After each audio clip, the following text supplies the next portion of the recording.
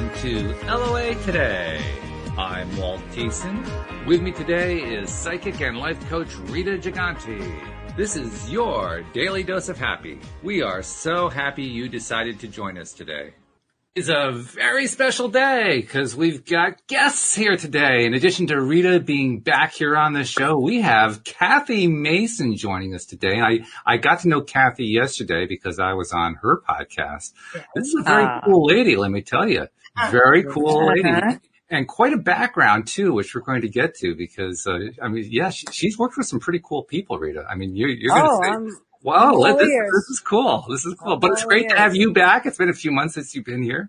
Yes, so thank you for sitting in today. That's been great. Sure.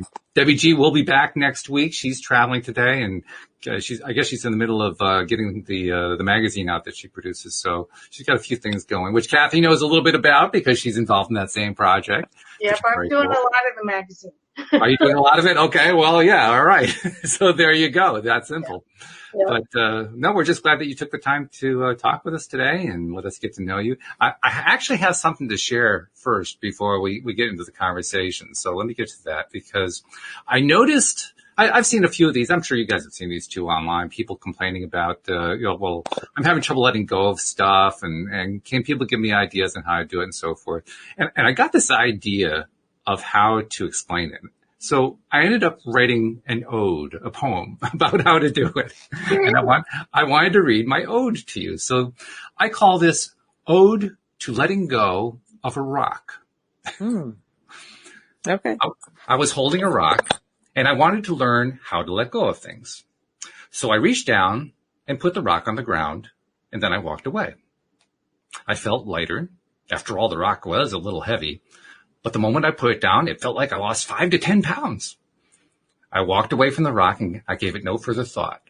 Now, here's what I did not do with the rock after I put it down. I didn't miss it. I didn't wonder if I had done the right thing. I didn't second guess myself. I didn't feel guilty about it. I didn't throw the rock at someone else. I just put it down and walked away. I didn't keep dwelling on the rock in my mind. I didn't wonder what might have happened if I had continued to hold on to the rock. I didn't talk about the rock with my friends. I didn't tell them that I had put my rock down, but somehow the rock continued to prey on my mind. I didn't worry about whether the rock would be cold and lonely tonight. I didn't worry about whether the rock had sufficient food to eat. I didn't argue with the rock about why I was leaving it behind. I didn't threaten the rock. I didn't plead with the rock. I didn't blame the rock. I didn't get pissed at the rock. I didn't try to reconcile with the rock. I didn't ask the rock for a reference. I didn't suggest to the rock that it might be happier in someone else's hands.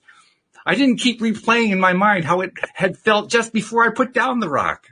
I didn't call my psychic to find out if I should put the rock down. I didn't check the rock's horoscope. I didn't meditate first before putting down the rock. I didn't look for a sign from the universe assuring me that it would be a good idea to put down the rock. I didn't wonder if putting down the rock would enable me to get my dream home. I didn't focus on retaining a memory of how the rock felt when it was in my hands. I didn't curse the rock for hitting my foot because, well, it didn't hit my foot. I didn't wish I had invited the rock over for dinner first before putting it down and walking away. And I walked away forever. I walked away with a full and complete intention that I never wanted to set my eyes on that rock again. I didn't hate the rock. I was just done with it. I actually lost interest in the rock. I stopped paying any attention to the rock at all. And when I finally did that, when I finally stopped giving any attention at all to the rock, attention of any kind, I found that I had truly let go of the rock. I had finally let go of the rock and left it behind me. This gave me what I really wanted most. I was free. And in that newfound freedom, I celebrated my freedom. And as I celebrated my freedom, I also realized something. It had never occurred to me to wonder what the rock wanted. The rock just wanted to remain where it had been all this time in its rockiness. So it was all working out for the best. Rocks are made from source energy, just like you and I are. We are all one, even as we are all individual and unique. So the rock and I will always be connected. And I don't have to do anything to make that happen. I don't even have to maintain my emotional attachments to that rock as I might previously have done, because the connection will always remain. This doesn't mean that the rock must continue to be part of my everyday life. Far from it. It just means that letting go of it was pretty darn cool. Ode to letting go of a rock. That's awesome, Walt. Great. I hope you post that with this so we can see it again. It's perfect. I enjoyed writing it too. It was a lot of fun. So anyway, now that we've got the ode to letting go of a rock, I put the rock down, I let it behind, and it's gone. Let's reintroduce the person we're getting to know here, Kathy Mason, who has a fascinating background. You have worked with some people that our audience will know once you tell who they are. So, I mean, talk about some of the people that you've worked with over the years. You've worked with some pretty cool people. Oh, yeah. I've been working with change agents, authors, and amazing businesses that are here to leave the world a better place and do cool stuff. Through my business for 21 years. This is my 21st year. So over that time, I've gotten to work with Don Miguel Ruiz, with Neil Donald Walsh, with Greg Braden, with Sharon Rose, with who else would you know? Barbara Marks Hubbard, Humanities team. I did their marketing plan. I could just keep going. It's boring. That's cool, actually. That's a great list. Well, you know, and I've gotten to make friends with a lot of the Hay House authors over the past, and it's mostly because they were the early guard. They got to see the path to our enlightenment, our awakening, which is what we're doing right now. And some of them use science. Some of them were just brave enough to say what they saw. So they're guides. So I really enjoyed it. A lot of times I was behind the scenes. No one ever saw me. I was just doing all the work. Sometimes I was up front for Humanities team with Neil Donald Walsh. I went to Greece and I was the program for the whole organization to meet. And then the next year I went to Portugal for them. And they're still using the plan that we did like 8 years ago, or something like that. So that feels good. So yeah, that was a very interesting, project. I'm psychic and intuitive, and I see timelines for people. And so doing an organization is different than, a company can do that too, but a large organization, their email list is like 70,000 people. It's big. So, what was interesting is I used the same format that I use with everyone to do their plans that opens up the records and opens up the viewpoint. And I actually did that, but English wasn't these people's first language. And I found myself, it was fascinating. It was fascinating trying to explain or get the concepts from people that English wasn't their first language, and get a unifying principle. And and there's a lot of energy work with it too. So anyway, that was fascinating. I mean, I had a lot of experience doing the plan, but never like that in a good way. So, but I've done plans like that with people that were all blue collar, in fact. And one company down in Denver, we took the company from 150,000 to $1 million in a year. Woo. And they didn't even quite know what I was doing. I love it. So sometimes I had to kind of hide what I was doing. It's okay. That's all right. That's cool. And Rita's especially great because she was also associated with Hay House for a bit. So you guys have a connection there. Oh, but, yeah. Back in 2012. Yeah. Cool. Well, I've had a lot of wonderful experiences with the people I know that have published with Hay House. I really love a lot of them. I'm still really good friends with a bunch of them. So, I have good things. And then supposedly Louise Hay and the other side sometimes talks to me, but I haven't really tuned in. I mean, somebody's called me and said, could you please hook up and talk to her? She's driving me nuts. And I don't want to tell you who said that, but I don't know if it didn't resonate when they said that. I was like, She was getting a busy signal. That was the problem. well, no, I don't, you know what? You have to really know and trust that you sense and your intuition's right. And then I also then use this. That's my backup. Because if I can't really tell that my body goes, that's in the flow, that feels good, versus, sometimes when it's a stretch, you might get a little bit of pushback, but most of the time, you know when you're aligned with people, or you can see that they're angelic and they don't know it. That's kind of fun too. Okay, that is cool. Yeah. And when we were talking yesterday on your show, you alluded to something about the way you approach your psychic abilities, but go into that in a little more detail, because it's a little different from what many psychics describe for themselves. Well, okay, so I just started claiming I was psychic and intuitive probably 5-6 years ago. I was like a closet person who just came up with these brilliant ideas. Because there was no need to say where they came from, or that I got them in the shower or whatever. But what happened is I've been able to connect with a group of beings that have supported me since I was 8. And I've gone number 4 out of 5. And I quickly learned that no one else saw what I saw and no one else heard what I heard, and I better shut up. I might be on drugs or so I just kept it quiet, but have always seen other things.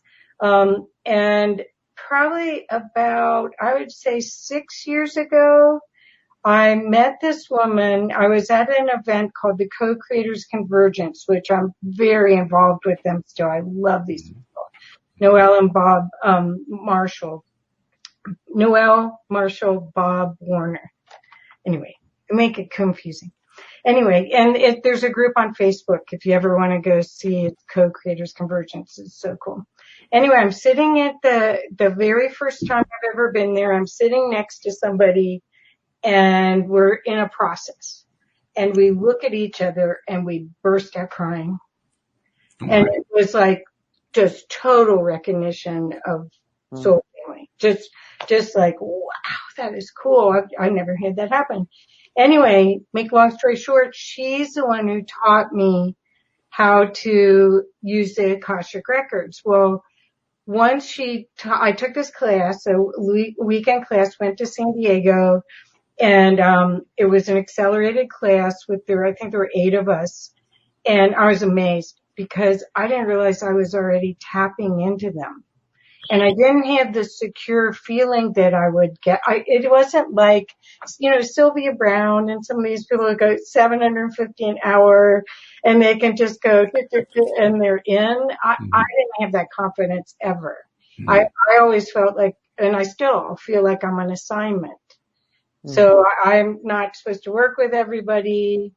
I just do it the way I'm supposed to, I guess. But anyway, she went during this Akashic Records class with my friend's name is Darlis Mays, and she is on Facebook if you want to find her. She's just amazing, magical being. Anyway, we got a prayer. And so I found that was my door opener. That was my safety net that I could always get in the zone. Even if I didn't have enough sleep, even if I drank red wine, whatever, I could use that. And it somehow gave me the comfort to do things more on a more regular basis, because up until then I was sort of letting the divine use me. However it showed up. I mean, I might wish to be in it, but I'm not sure I was in my body that much in my 20s. I'm just in my body now. I don't know about you guys, but Rita probably can explain that. Oh God. I don't, when I'm in my body, I'm very happy, because when I'm out of my body, sometimes it feels very strange. And, I have to be grounded when I'm out there. Otherwise, you feel like, give me a Xanax, because I'm just flying around here. Well, I think that a lot of the people, especially the Hay House early adopters, they were all, a lot of them, not Michael Beckwith, but a lot of them were talking about ascending, and getting out of your body to be more connected to source and your soul. Well, I found that was my way of, it's actually an escape route. I could see all around. I could stay safe. I could tell you I still can tell you people are talking at a restaurant at each table around me, because of my field. Secrets. Yeah. Well, no, you don't want to necessarily. A person in front of you thinks you're right there, but your field is big and you're receiving. But I think the gig is embodiment. I really think right now we came here we stood in line to get these bodies to be here right now during the biggest change ever. The party is going on here. That's right. And so being in your body is the whole, not challenge, but the game. It's game on. Absolutely. I agree. You're not getting any disagreement over there, Kathy. Sorry. No disagreement. Were you always in your body? I mean, we're on the extra sensory perception side over here. So for me, I have only had one experience that I would describe as being like an astral projection kind of thing, and it was through a guided meditation that someone led me through many, many years ago. And it was interesting. It was fun. It was just not something I really had any great interest in pursuing. And I suspect that's probably why it hasn't really developed. But other than that, I've been grounded. I've been on the ground continuously. Well, actually, that's delightful. I think that's part of your delightful charm, really. It is. Absolutely. It's who I am. I am who I am. I'm, if you're looking for somebody else, go over there. I mean, it's just not me. And I think your authentic representation of who you are too is really charming, because I think this also is a time period where people are releasing all of their costumes. That's what I call it. I was a consultant, so I had my consultant outfit on, and I actually have the clothes and everything on, but anyway, I had my consultant outfit on, and then I went and did something else, or then I'm a mom and I have the mom outfit. You can play those roles, but this is the time to release all of that. Yeah.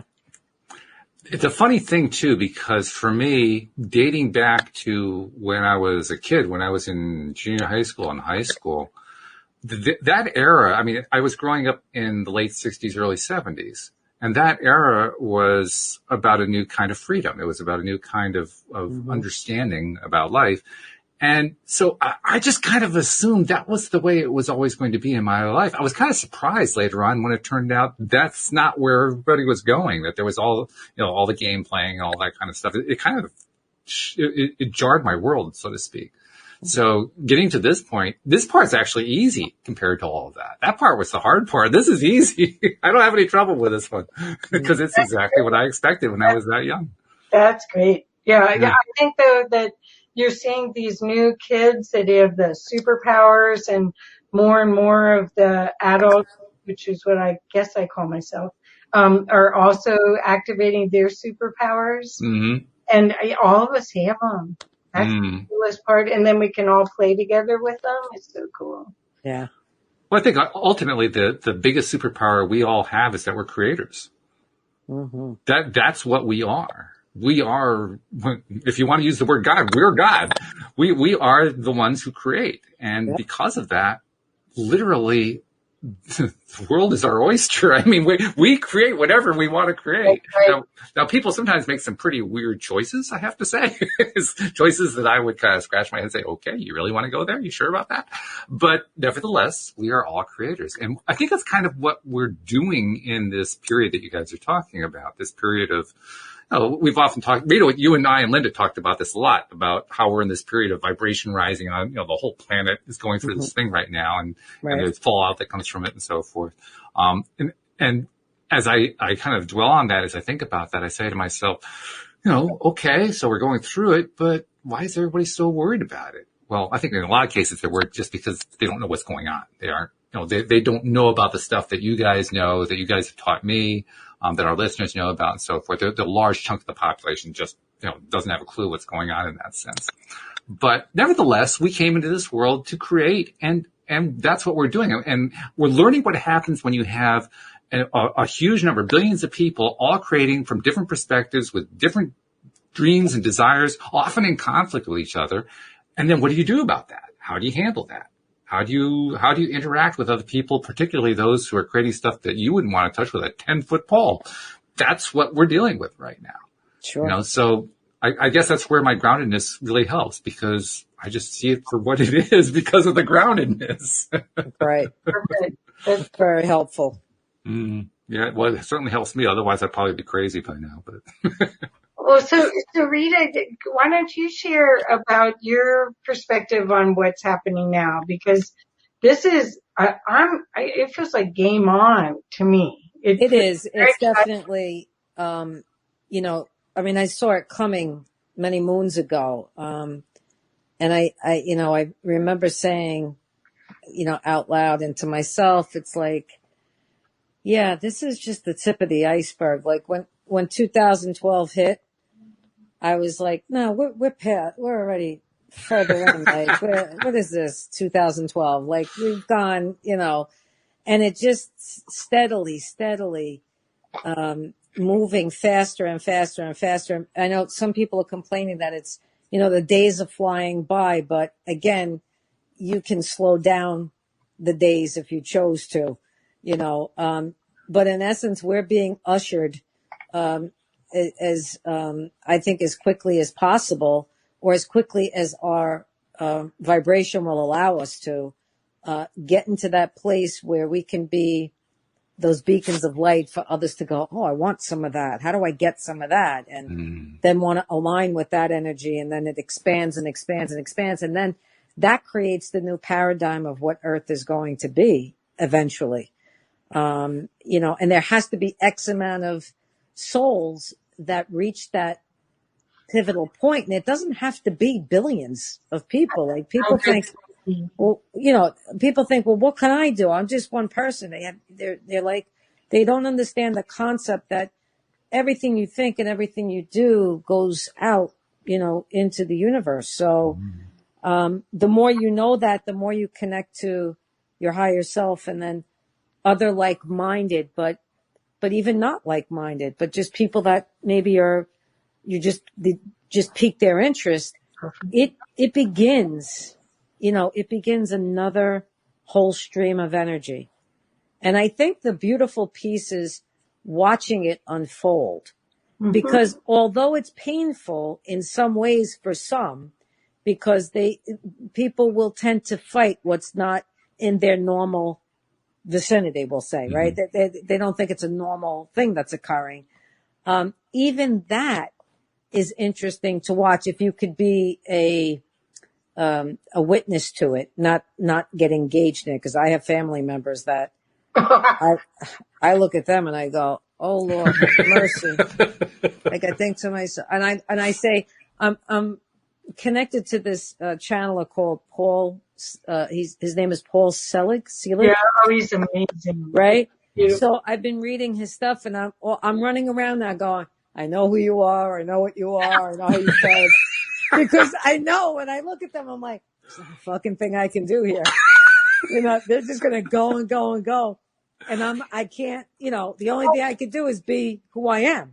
But you chose them That's the Of thing. course. We chose our parents. We chose our relatives. We chose this whole storyline so we could evolve and grow from it because it's high contrast. So you came in probably with an awareness and then went, they didn't get the same memo.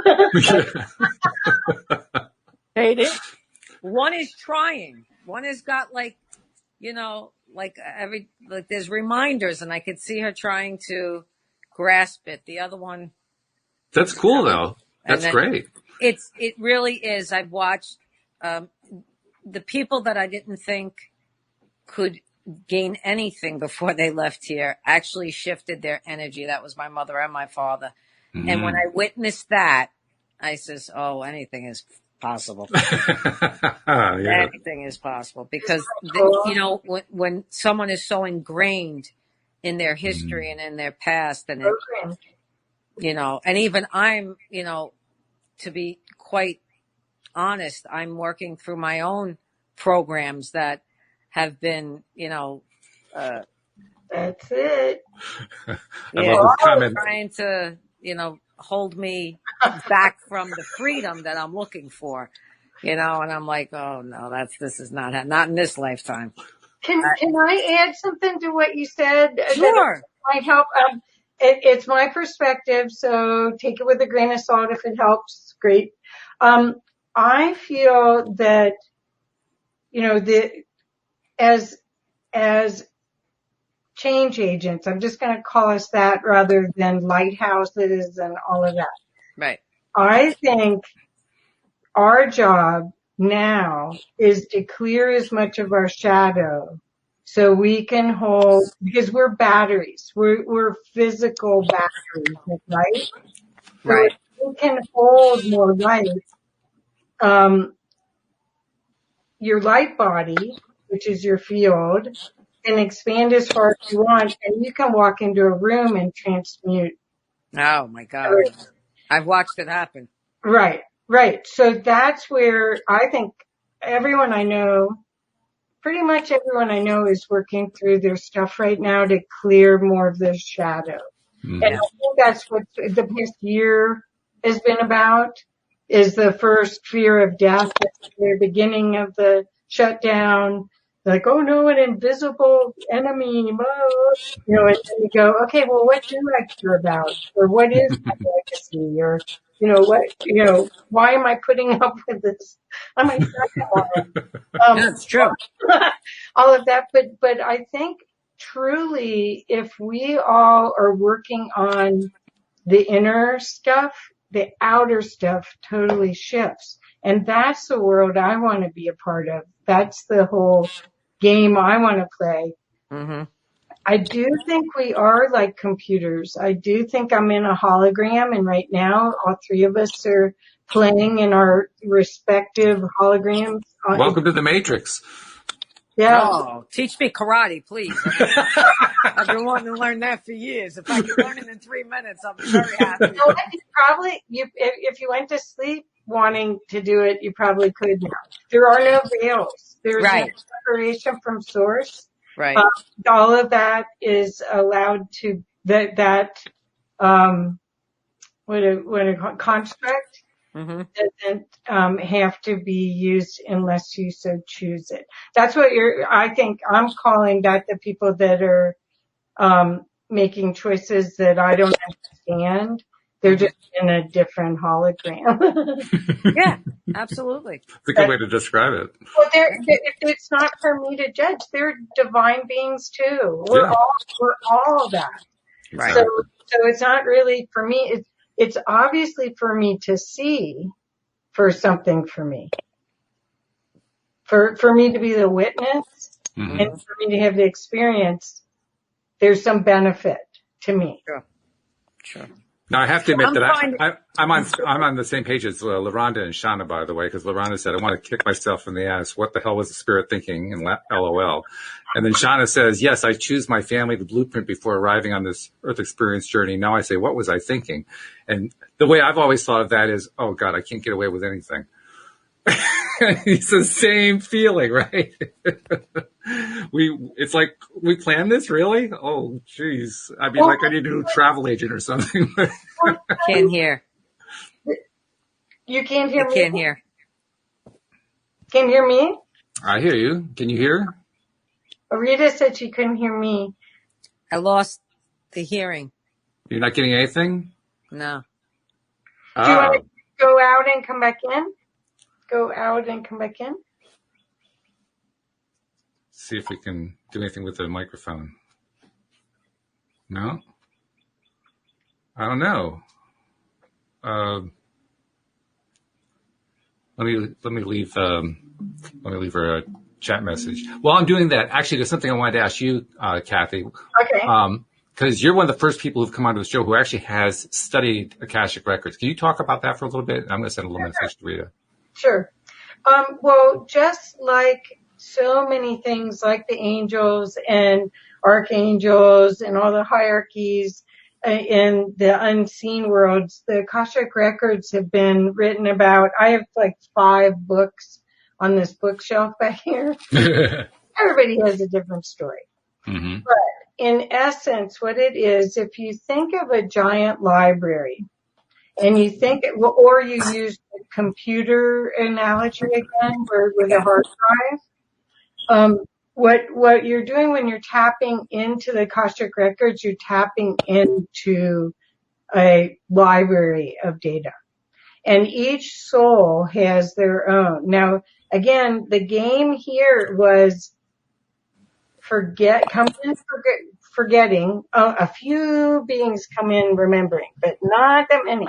So most of the people come in totally forgetting, and the game is, how much can I remember?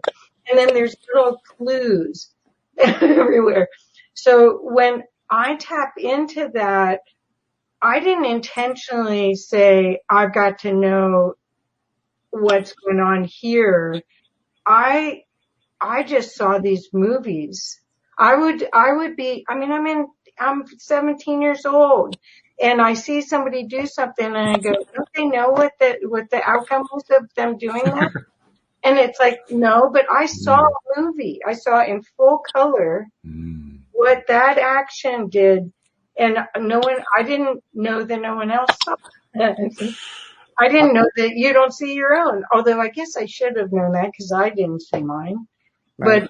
But anyway, so when we're talking about the records, as I said, I've got, I think, 5 books back there. And so I'm not a scholar of it. I just use it. And what I use is the galactic Akashic Records. So I'm not just using Earth, because a lot of the higher functioning people here are star beings. They're either angelic from higher realms, or they're hybrids, or they're other beings. And so that's why I end up, and I think I was directed to do that because I work with a lot of angels that don't know they're angels. Kathy, I want a reading from you. Sure. So we'll figure it out. And I want one for you. Oh, but you know what, the thing is again, this is all, you can't mess up here. The hardest part, I think, for humans for this whole trip is trusting everything. But really, we're so loved. There is no hell. There is no judgment day. There is none of that. We're just dumping all that stuff on ourselves. And really, once you get to the point of everything is in infinite possibilities, it's only your imagination that restricts you. It's amazing what can happen. Yeah. I think it's also fair to say people create their own hells. The cool part is they can let themselves out anytime they want to. Yes, they can. That's the rock. Yeah, that's the rock. Exactly. That's the rock you got to leave behind. Right. But Walt, did that explain enough to you? Because I can give you a lot of suggestions if you want to really learn about the Akashic Records, all the books that I've got.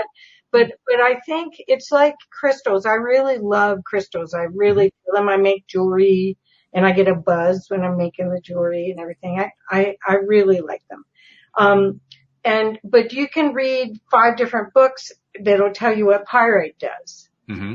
And then I'll go, nah, that isn't what because I don't always have words for what I feel or what I know. Well, what you have is resonance. I mean, that's really what you're talking about. What resonates with you? And whatever resonates with you, that's what you pay more attention to. Okay, so I'm going to take it up a level. Okay. The alchemy that's possible.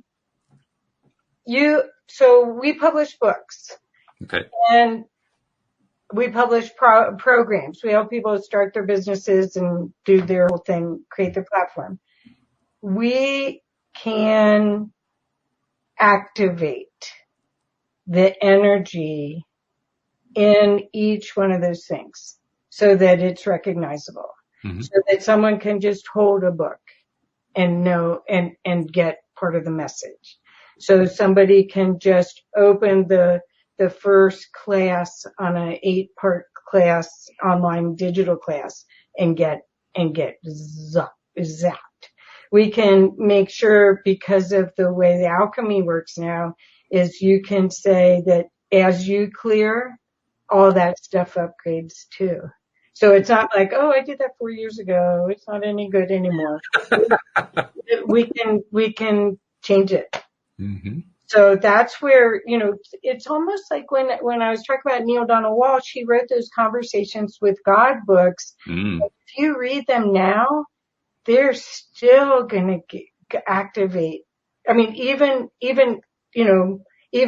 10 years later. Oh, yeah. It's the same thing. We can do that with everything now. It's all your intention. Mm-hmm. And especially if it's from the heart, if it's to serve and to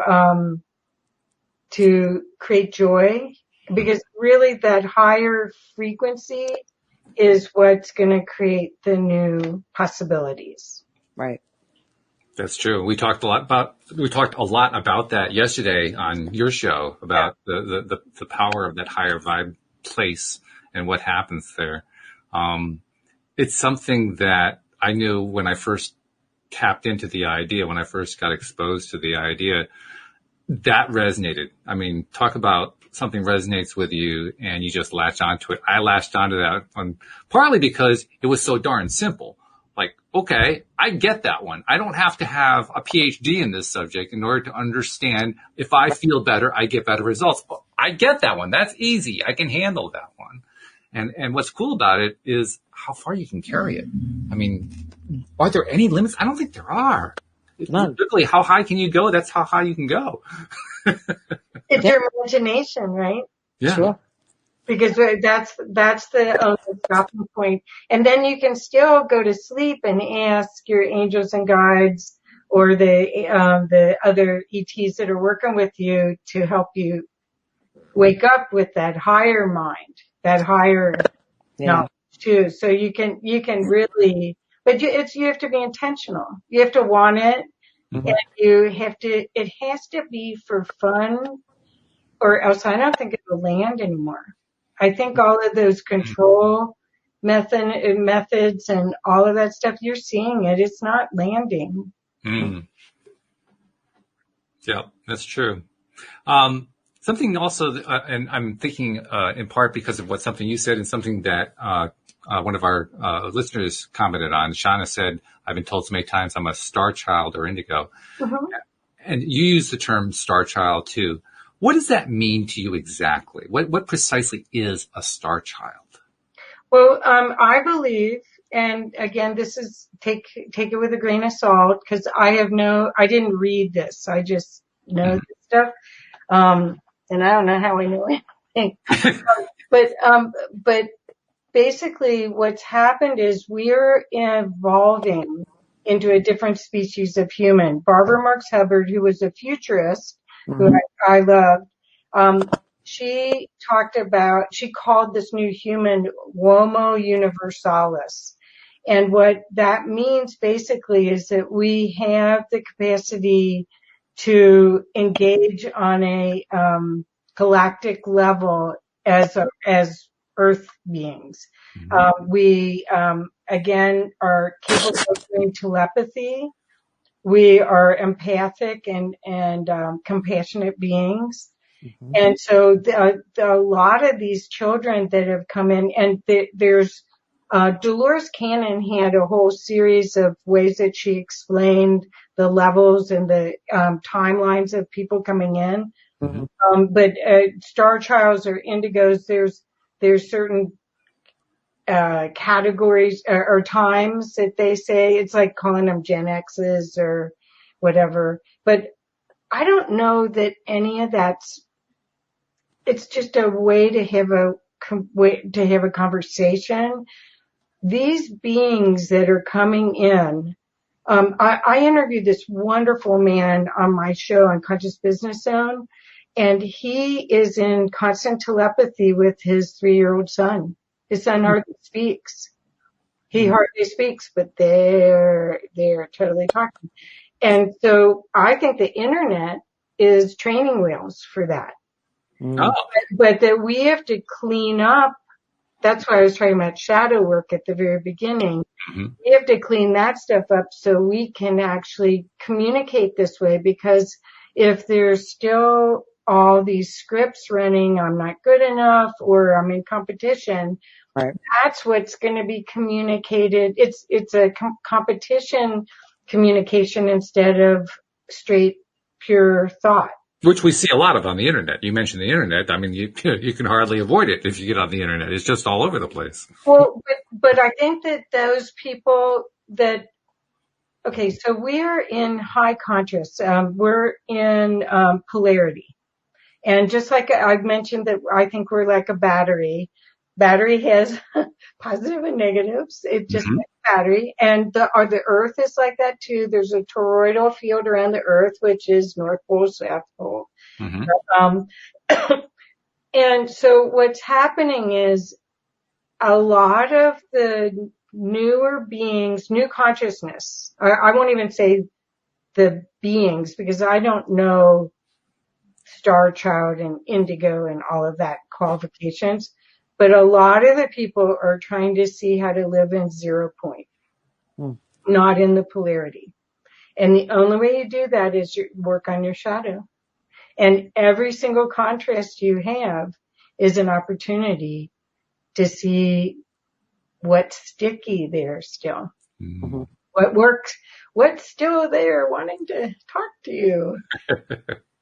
That's a good thing too. Got a couple of comments I want to share. First of all, Debbie G was able to poke in and say hello to everybody. She said, look at the beautiful panel, and she loves the thought that you were sharing there just a moment ago. In fact, she even added her own thought. She said, let's be in compersion, and a word she introduced to us last week, or celebration of each other. Pretty cool. And also, you got a fan here, Saf stepped in and said, hey guys, one love, Kathy Guru, the best publicist in the world. Yeah.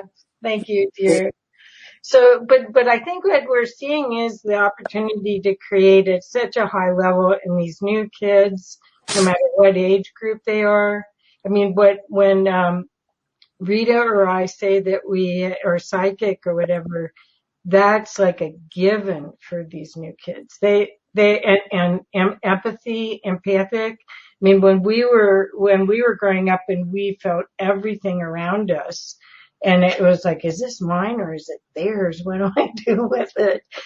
They see how that's confusing. I mean, seriously, I could see that. Yeah. Well, you have to learn how to deal it. What? It wasn't a rock big enough to hold at that age. It really wasn't. And nobody understood, like in my family growing up in a very Italian Catholic family, just thought I was a miserable child. Like, you know, they had no idea the sensitivity, the level of sensitivity. I could come out of my body very easily, go into my mother's, help her, then come back out. And it took such a toll. It was so hard for me.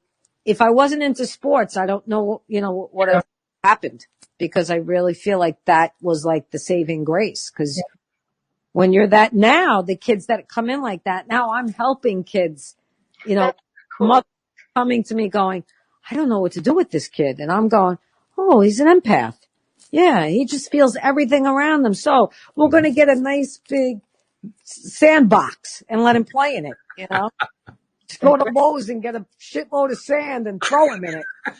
You know, get the biggest rock you could find and let him sit on it. That's right. Well, yeah, I mean, these people, because that's why they're so capable of doing other things than we are. Yeah. And I mean, and you'll hear people, parents of young kids, oh, I'm so worried about the devices. If you look at the devices in the interaction and think, okay, that's just stepping stone to being able to just talk, then it's not that scary. It's not that irresponsible or whatever. Right. Yeah. Yeah. It's funny too, because I've been hearing a lot of stories over the years that I've been doing this podcast from people like you, Rita, from Linda, from others who have been on the show talking about what it's like dealing with, having abilities that are not considered to be normal human abilities. And I mean, I was in blissful ignorance of this all the time that I was growing up. I had I mean, this sounded like something that was out of a sci-fi movie. It didn't sound like anything real. And to hear people telling me that they were really experiencing it, it's like, oh my God, oh, how would I react to that? And I don't even know how I'd react to that. It was so foreign to me, but it's also been very interesting because I can kind of put myself into your place. I can kind of imagine Rita. I can kind of imagine Kathy, what it could have been like if I had had that experience, if I had been, finding myself, kind of wondering, am I crazy? I'm seeing things that other people aren't seeing. Doesn't that mean I should be in the loony bin? I can kind of imagine what that would feel like. So, you have my sympathy, but there's still that piece of me that says, wow. It's just amazing to me. Well, I have to say I was really lucky. I have a team that has grown since I've grown up, but I had a team of 4 beings that I think I found out later are Arcturians. Mm. Were always with me. And so I could count on them. I would trust them and the information I got from them more than I would trust the humans. Okay. Yeah. So I was really guided. I still am very guided. I am so lucky. I still am learning trust, even though all of that. Well, aren't we all, honestly? Yeah. Yeah, that's part of that shadow piece that, tough one. Tough. It takes time. Yeah. Yeah. It's kind of like the old adage about how do you eat an elephant? If you try to swallow the elephant, you're just going to choke to death. But if you just eat him one little bite at a time, you can eventually eat the elephant. It just takes a while is all. I wouldn't have even thought elephant. That's a stretch a little bit. I look at the elephant and I go, he's going to eat me in a second. Like a chocolate in his mouth. That's funny. It's true. It could work either way. I mean, this is, can you imagine what the elephant is thinking? This is beyond, right? That's great. Well, I'm very optimistic about what's happening. I may be in a different reality than some of the other people, but I'm very optimistic. I see beautiful creations coming out now. I see people sharing their gifts and being in their power, just like Saf was here. Mm-hmm. And their stories and their capacity to share honestly with high integrity. And they had those experiences so they could help others through it. And they're showing up like these heroes and beacons of light. It's just a remarkable time. It's just a remarkable time. It really is. I have to agree with you because that's part of what my experience has been doing the podcast. I've gotten to meet some just remarkable people who have opened me up to stuff that, 20 years ago I would have said, yeah, right, that sounds too woo-woo for any reality. But now it's like, whoa, this is pretty cool stuff I'm picking up. And I only am getting it from doing the podcast. So I'm just grateful to everybody who is willing to share what they have been learning and experiencing along the way. And it's always amazing how, no matter how diverse or even divergent someone else's experiences from my own, I still learn some great stuff every single time. Because we're fun. Sure. We are. We're one consciousness all split into all these little pieces so it can have more sandbox time. More sandbox time. It is. Oh, But Walt, I just want to compliment you about your uplifting attitude, that you really are bringing things through and showing people how joy and happiness and looking for the good is the path, is the path to attracting what they want in their life. I really want to compliment you because it's, you know, you're having fun, but you're also showing people that that's the way to be. well, I think that's what happens, isn't it? As we learn stuff, the big takeaway, I mentioned this on your show yesterday, the big takeaway from Abraham Hicks for me was you just have to raise your vibration. Don't worry about anything else. Just raise your vibration and you'll be fine. And I can get that one. I understand that one. And just by applying that, well, first of all, I bring people like you into my life. And second of all, it's easier for me to be that kind of person you just described. Kathy, I swear to God, if you had met me 20 years ago, there is no way you would have described me that way. Not even close. But I learned it. I learned it over time. I learned it through doing the podcast. I've learned it from talking to people like you.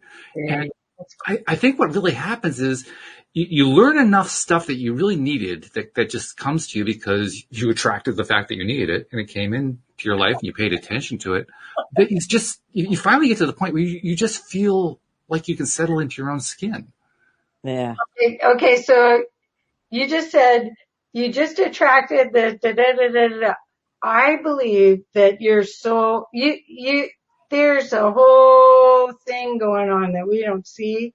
We're like on a chessboard. There in the old Star Trek, there was Spock used to play James Kirk on a plexiglass chessboard that was The 3D chess, yeah. But it was like 5 layers up. Yeah. It was really different.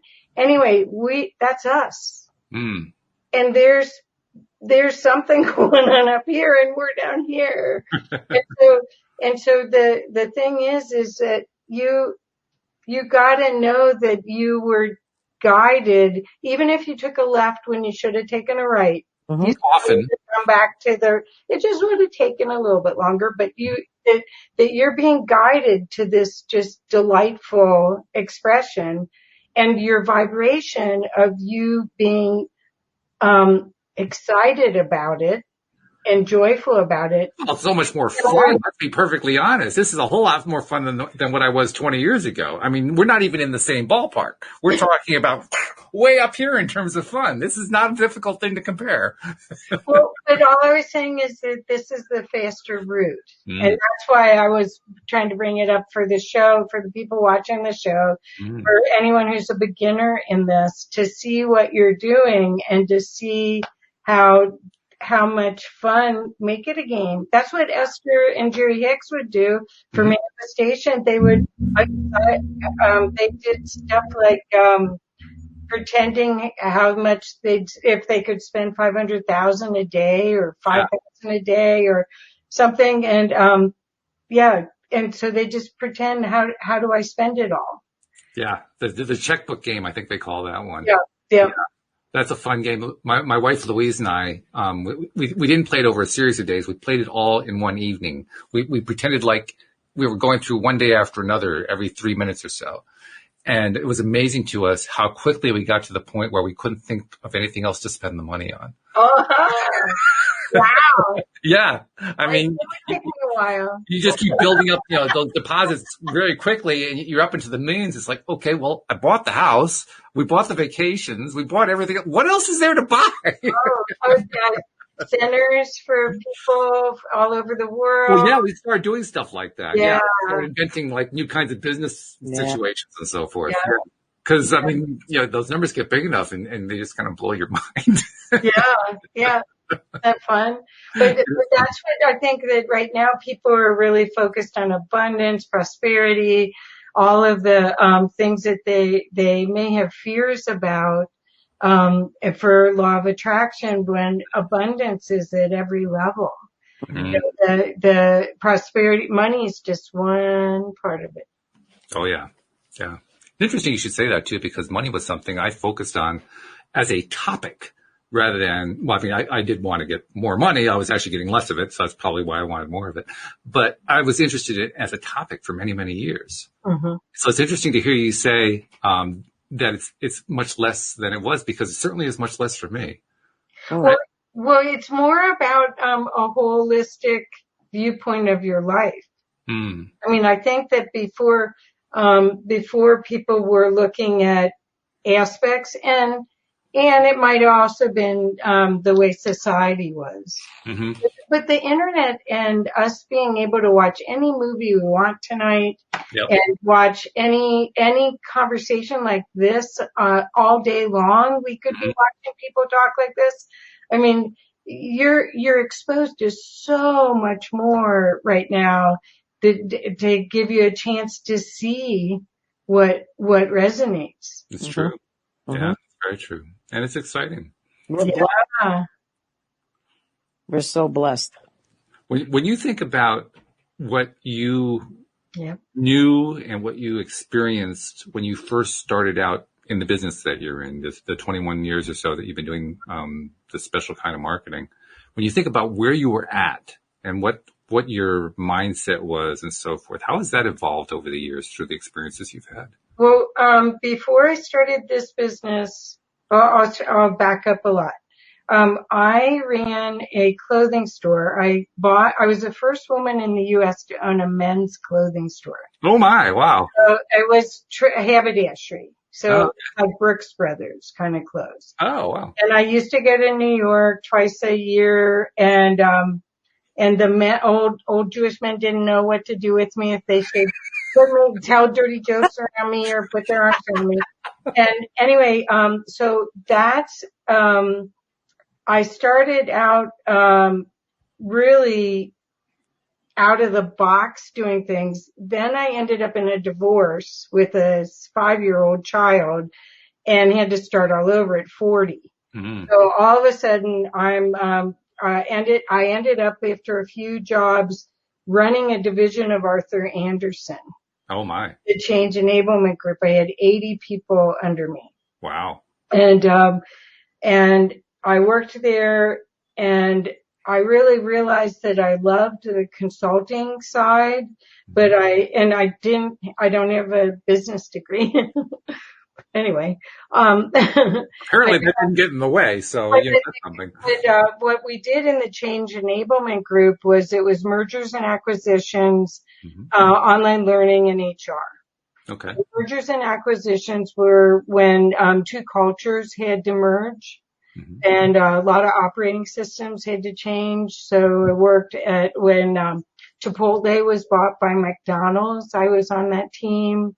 Oh, I was on the team when Graphic Packaging, which is Coors, was bought 24 other locations. So anyway, so I got out of Arthur Andersen way before the collapse of the organization. And I got out because I could see that we weren't really allowed to do the best solution. People hired big accounting firms and consulting firms like that if they wanted and their agenda supported. Yes. Arthur Andersen says to do that. Right, yeah. And whereas a little consulting firm like me has to have results. Hey, what an idea. Yeah. So anyway, so when I started, I was still very much in a consulting mindset, corporate, hiding my superpowers, using them all the time, but hiding them to the client. And I remember one of my first this was probably my third year of being in business. I worked with this coach and we published his book. It was my first book we published as a company. Mm-hmm. And, I came into his office. It was a Friday. I was really overtired. And I sat down. We were working on his marketing plan for his book launch. And I said, they want me to tell you da, da, da, da, da. And he looks at me and goes, who are they? Oh my God. Oops. I'm out of the bag. And so it's like, I don't know. I don't know who they are, but they're always right. Well, that's the truth of it. I love that. And, well, it's the truth. So I really had to watch when I let it out, what I was doing. But people knew, and people know when your energy kind of stirs things up and rearranges it. Mm-hmm. And that, just let her do it. She knows what she's doing. Yeah, right. Yeah. And they don't know what you're doing. I mean, I worked at this one company, the one that we went from 150,000 to $1 million in 1 year in Denver. And the owner would say, okay, we're having a meeting. What am I talking about? Wow. Yeah. We do that once a week. And I was there for 3 years. Wow. Twice a week, 2 days a week. Very cool. Yeah, so much fun. I mean, when you get something that rocks and rolls, and those people, that was a fascinating project because it was manufacturing mm-hmm. and very hierarchical. I mean, any manufacturing environment, if you've ever been in it, the engineers do this and mm-hmm. and that was actually they even had unions. Oh wow, yeah. Okay. But they all it was like this dance and we were all dancing together and so that's what I love, creating things like that. I love creating something out of nothing and then infusing it. That's very cool. Well, this has been a great visit, and I really appreciate you coming by, taking the time to share all your stuff and so forth. I know Rita's got this big grin that's been on her face the entire show. Kathy, such a pleasure to meet you. Oh, good. Yeah, well, it's time to play. Okay. Aim to party. Well, before we get to play, I got to do a couple pieces of business. First of all, Kathy, if somebody wants to reach out to you, how do they reach Kathy Mason? You got to tell people how to find you. Oh, okay. My website, which really needs some work, is masonworksmarketing.com. If you find me on Facebook, it's Kathy Mason Love is my personal profile. And then from there, you can probably find all my other pages. I'm very active in a bunch of groups, and I'm helping Spirituality Gone Wild. I will have my own show on here, but I do have the Conscious Business Zone twice a week mm-hmm. on my personal page. Very cool. So, and I've been doing it over 2 years, and it's just like you, Walt. I love it. I get to meet really cool people. Although for the first year, they were all my friends. I hardly interviewed anyone I didn't already know. Mm-hmm. Well, then you started to branch out. That was a good thing. Yeah, that's 100 change agents. Yeah, no kidding. Right. Wow. And also for people who want to reach out to Rita, actually, somebody actually posted about that in the chat. The best way to reach Rita is through the LOA Today app. Send it because you can actually contact Rita that way. You can contact all the co-hosts through the LOA Today app. So that's the easy way to do it. Rita, if they don't seem to have the app because they haven't taken the time to download it, how do they reach out to you directly? You can, probably the best way to reach me is email, spaceofgracehealing at Gmail. Mm-hmm. I have a website, spaceofgracehealing.com. But if they want to reach me quicker, they can do the email or, text me because I get reachable that way as well. Very good. All right. Well, thank you guys. This has been a great way to end the week. This has been wonderful. So thank you very much for the time that you gave. And thank you to the live streamers who are contributing because that was just wonderful. But especially thank you to all of our podcast listeners, the hundreds of you, because without you, we wouldn't have a podcast. And boy, you guys make it so much more fun to do these shows. So much more. I can't tell you how much. So anyway, we'll see you all next time here on LOA Today. Goodbye, everybody.